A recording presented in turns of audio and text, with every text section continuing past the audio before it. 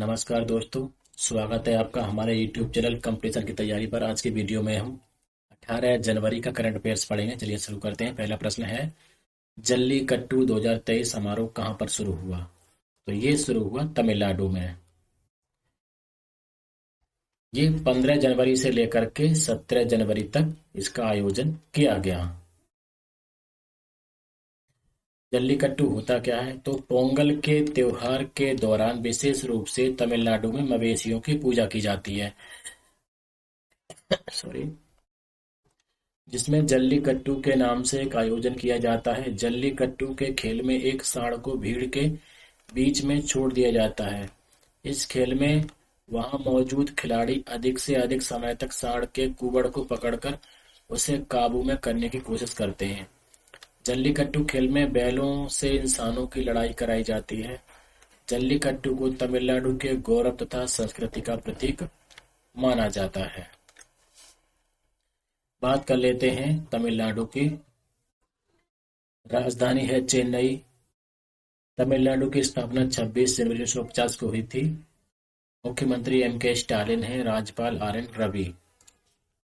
अगला प्रश्न है, 23वीं नेशनल स्केच चैंपियनशिप में गोल्ड मेडल किसने जीता? तो ये जीता है जम्मू कश्मीर की फलक मुमताज ने। जम्मू कश्मीर की 11 साल की फलक मुमताज ने नेशनल स्केच चैंपियनशिप में गोल्ड मेडल जीता है। फलक मुमताज ने जम्मू में हुई नेशनल स्केच चैंपियनशिप में गोल्ड मेडल हासिल किया। वर्तमान में कुलगांव में आयशा अली अकादमी में 6ठी कक्षा में पढ़ रही हैं।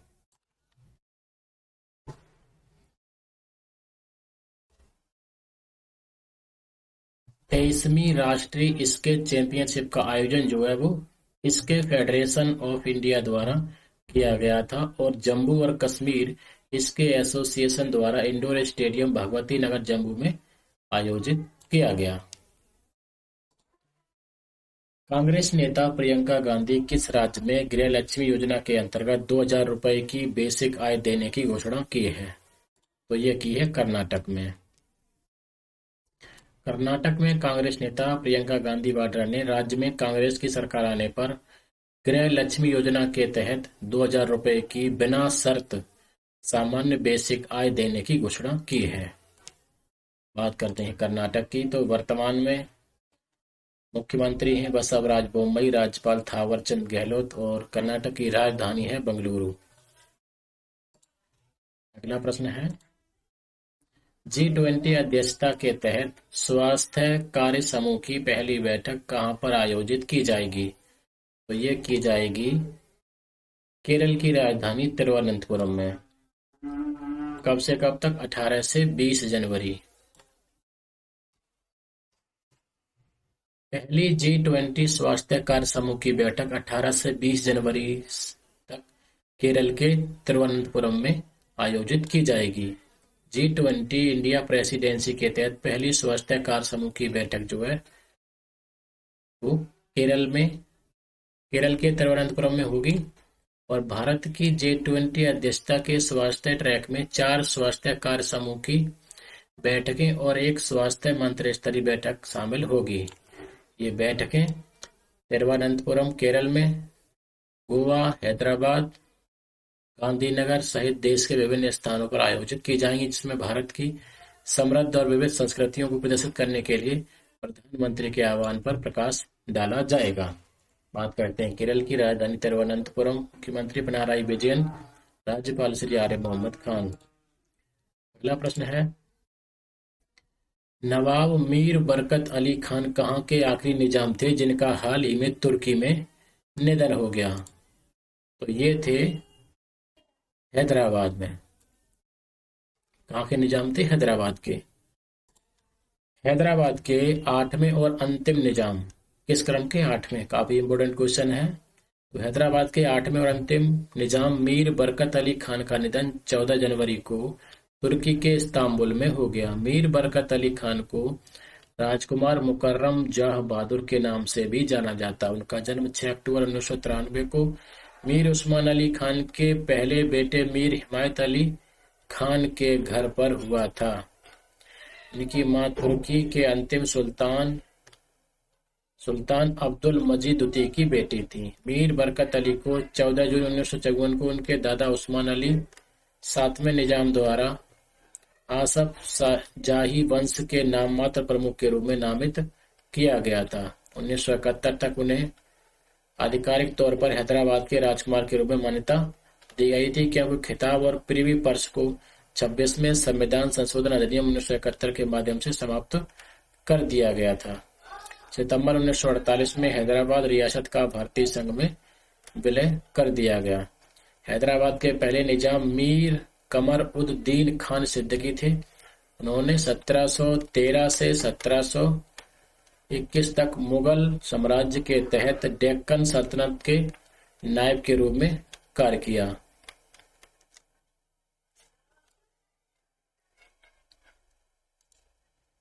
किस राज्य में संविधान साक्षरता अभियान शुरू हुआ? काफी इंपोर्टेंट क्वेश्चन है। तो ये शुरू हुआ केरल में।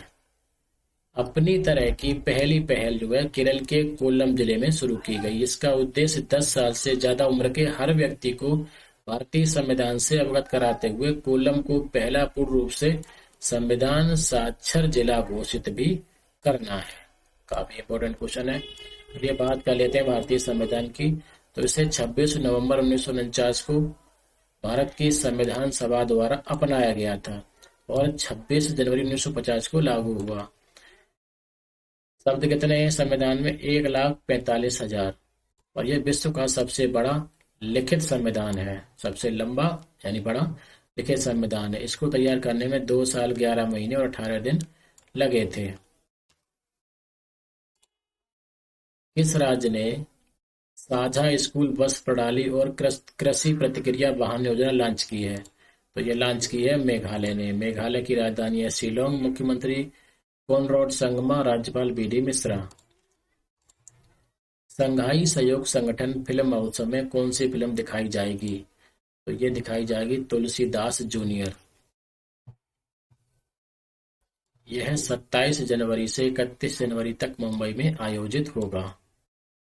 संघाई सहयोग संगठन फिल्म समारोह में राष्ट्रीय पुरस्कार विजेता फिल्म तुलसीदास जूनियर प्रदर्शित की जाएगी। संघाई सहयोग संगठन फिल्म महोत्सव का आयोजन संघाई कारपोरेशन परिषद द्वारा यानी एससीओ परिषद द्वारा किया जा रहा है। 68वें राष्ट्रीय फिल्म पुरस्कार 2022 में मृदुल तुलसीदास द्वारा निर्देशित तुलसीदास जूनियर ने हिंदी में सर्वश्रेष्ठ फीचर फिल्म के लिए राष्ट्रीय फिल्म पुरस्कार जीता था। फिल्म ने प्रमुख बाल अभिनेता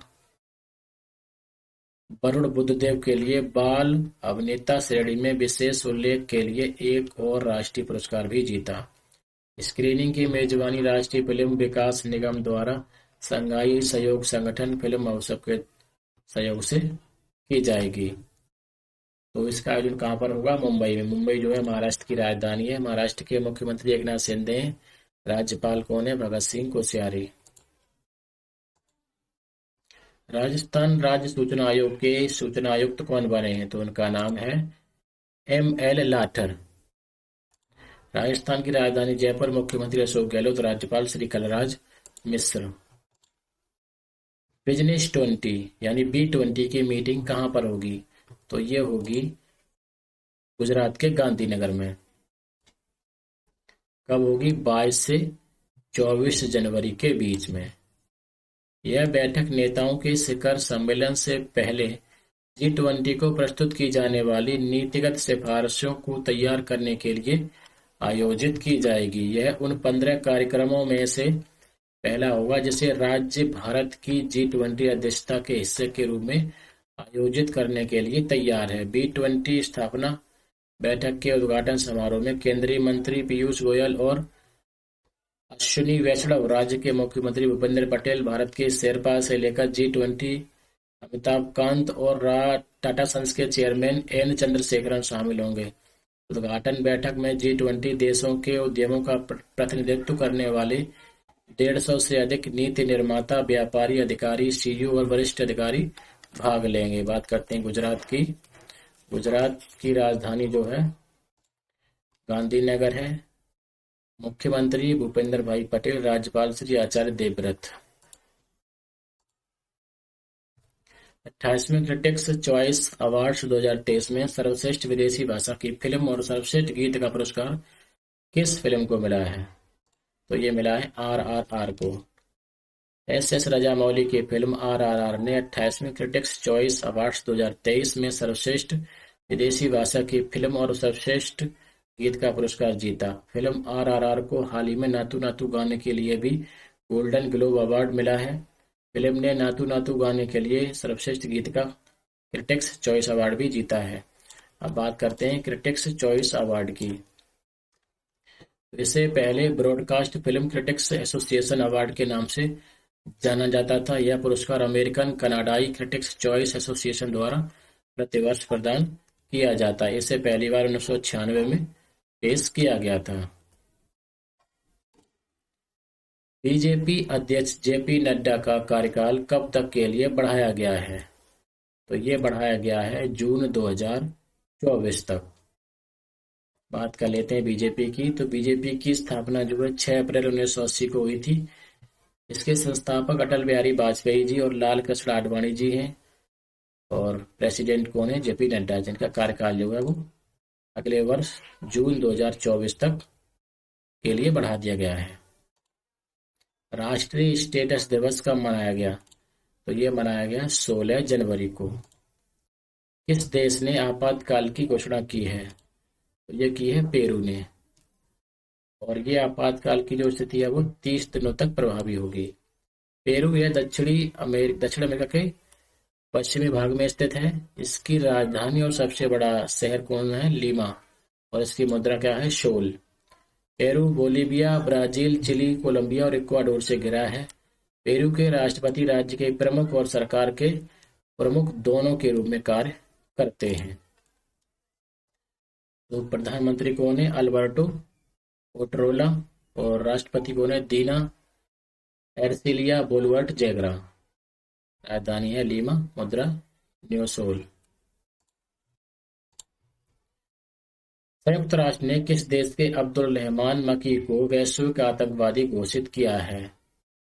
तो आतंकवाद का मतलब क्या है? पाकिस्तान। तो ये किस देश का है? ये पाकिस्तान का ही होगा।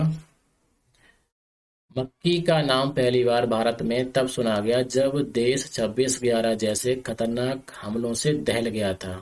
मक्की इन हमलों का एक मास्टरमाइंड था। इन हमलों में मक्की ने पाकिस्तान की इंटेलिजेंस एजेंसी ISI की मदद से मुंबई को दहलाने का पूरा प्लान तैयार किया था। गृह मंत्रालय की तरफ से साल 2022 में बताया गया था कि 74 साल का मक्की साल 2006 से ही भारत में आतंकी हमलों में शामिल रहा है। तो यूएनओ ने जो है इसको वैश्विक आतंकवादी घोषित कर दिया है।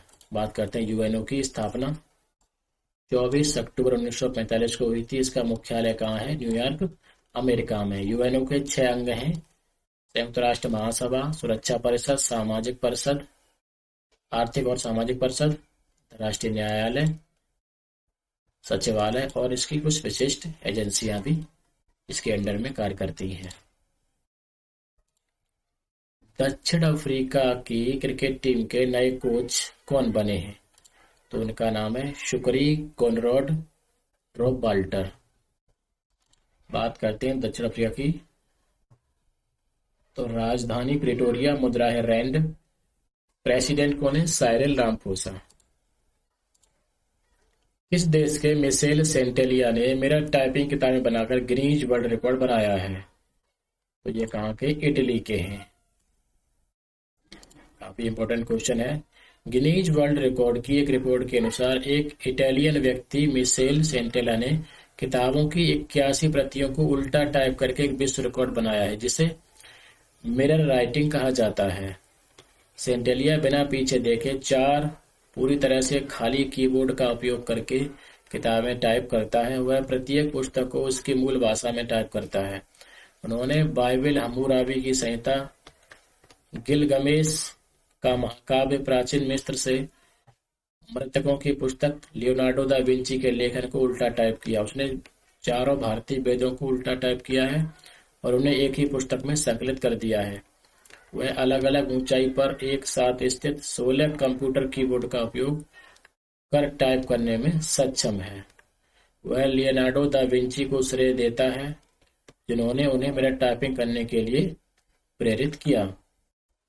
कहाँ के हैं? इटली के हैं। इटली की राजधानी रोम है, मुद्रा यूरो है। प्रधानमंत्री जॉर्जिया मेलोनी, राष्ट्रपति सर्जियो मैटरेला है। दोस्तों, आज की वीडियो में इतने ही प्रश्न थे, तो आज की वीडियो में इतना ही। जय हिंद, जय भारत।